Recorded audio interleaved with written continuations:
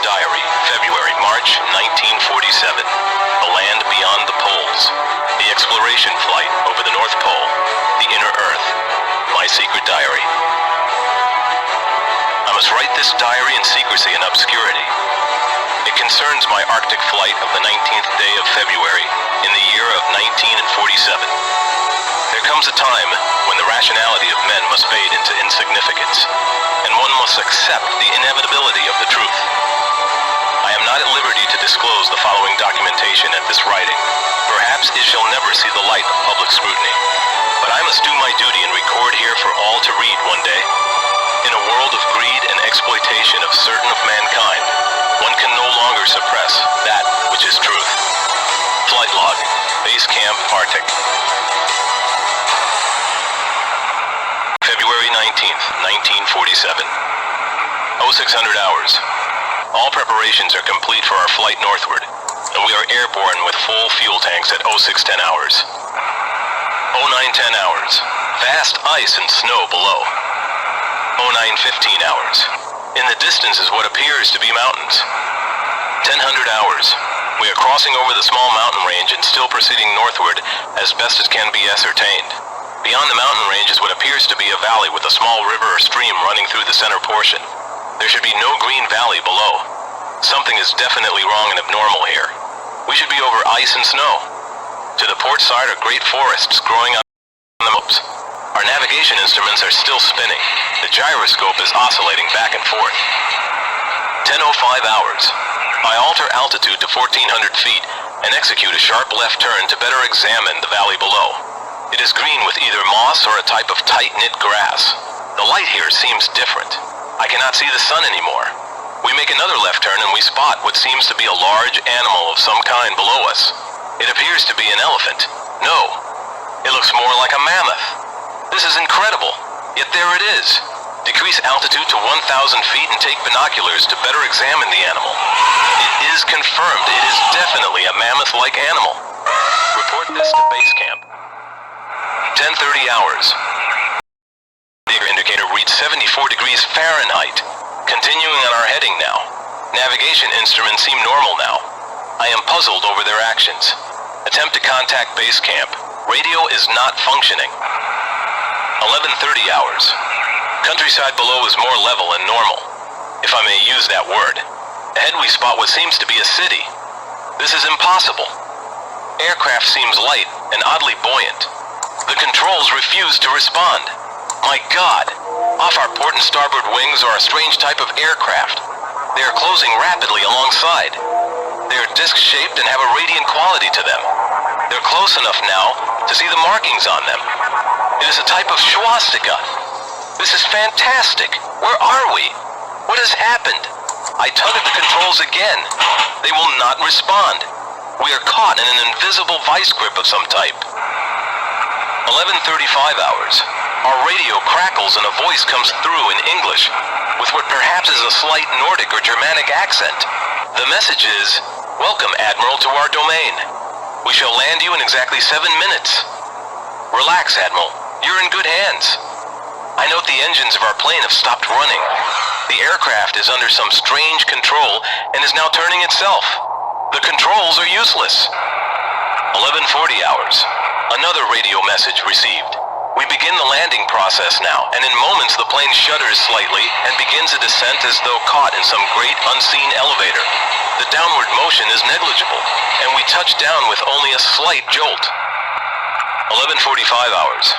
I am making a hasty last entry in the flight log.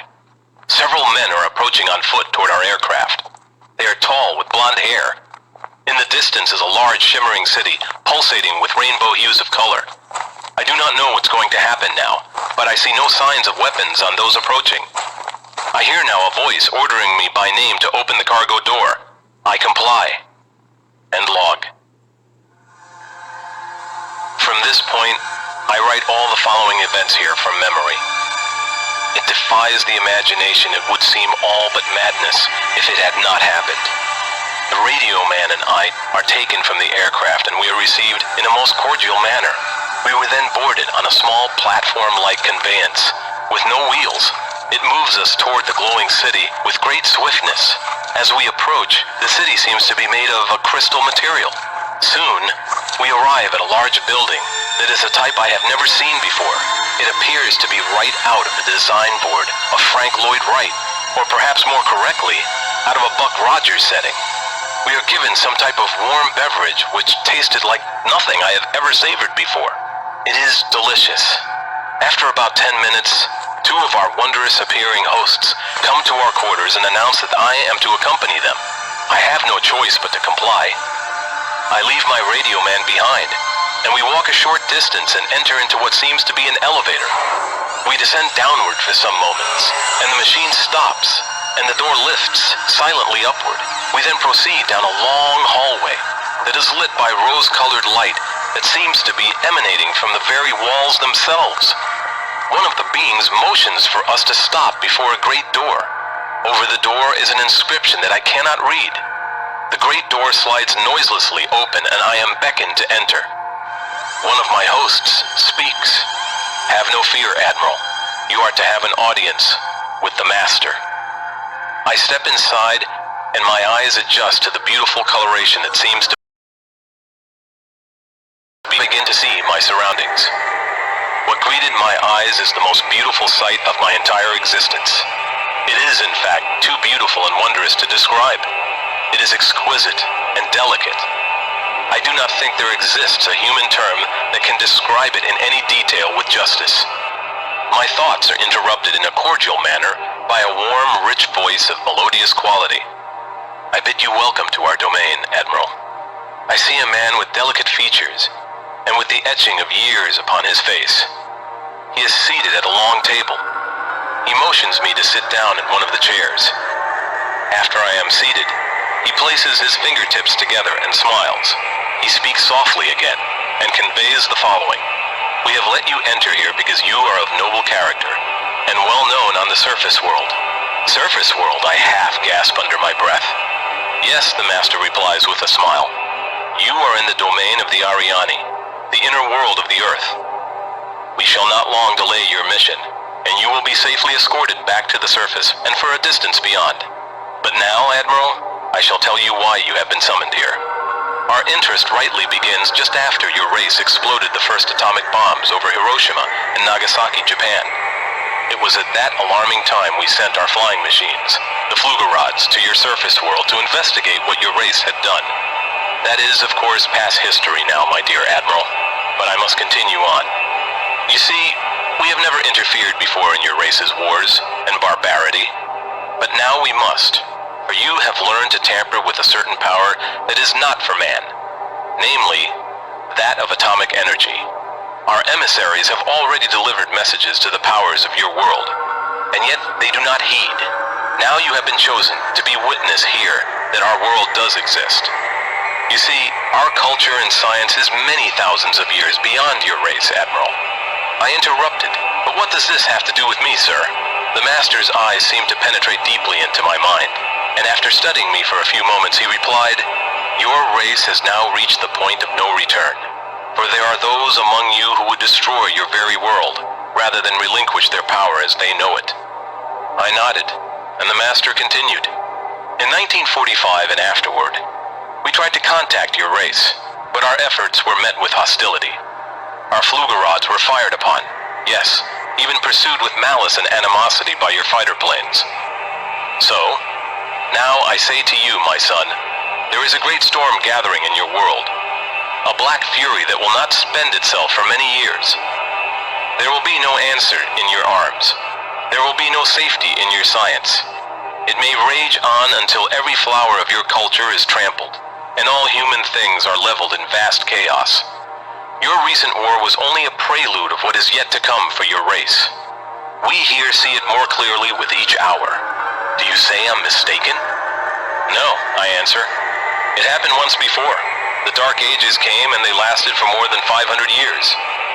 Yes, my son, replied the Master. The Dark Ages that will come now for your race will cover the earth like a pall. But I believe that some of your race will live through the storm. Beyond that, I cannot say. We see at a great distance a new world stirring from the ruins of your race, seeking its lost and legendary treasures. And they will be here, my son. safe in our keeping. When that time arrives, we shall come forward again to help revive your culture and your race.